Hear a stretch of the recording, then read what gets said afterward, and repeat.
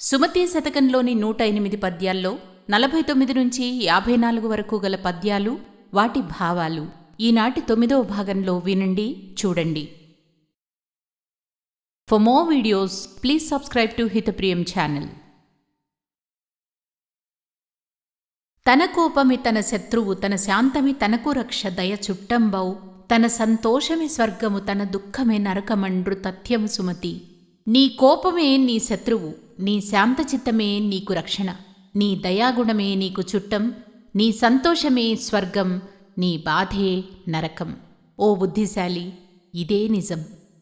తన యూరి తపసితనమును, తన పుత్రుని విద్య పెంపు, దన సతిరూపున్, తన పెరటి చెట్టు మందును మనసున వర్ణింపరెట్టి మనుజులు సుమతి.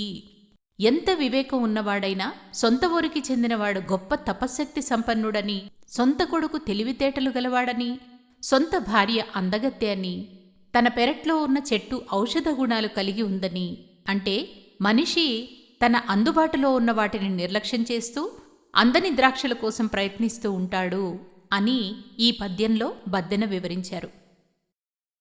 తన కలిమి ఇంద్రభోగము, తన లేమియ స్వర్గలోక దారిద్ర్యంబున్, దన చావు జలప్రళయము, తను వలచిన యదియరంభ తథ్యము సుమతి. మనుషులు ఎలా ఆలోచిస్తారంటే, తనకున్న ఐశ్వర్యమే దేవలోక వైభవమని, తనకు దారిద్ర్యం ఉంటే సమస్త లోకాల్లో దారిద్ర్యమే ఉందని, తన చావు ప్రపంచానికి ప్రళయమని, తాను ప్రేమించిందే రంభ అని మనుషులు భావిస్తూ ఉంటారు. ఇది నిజం.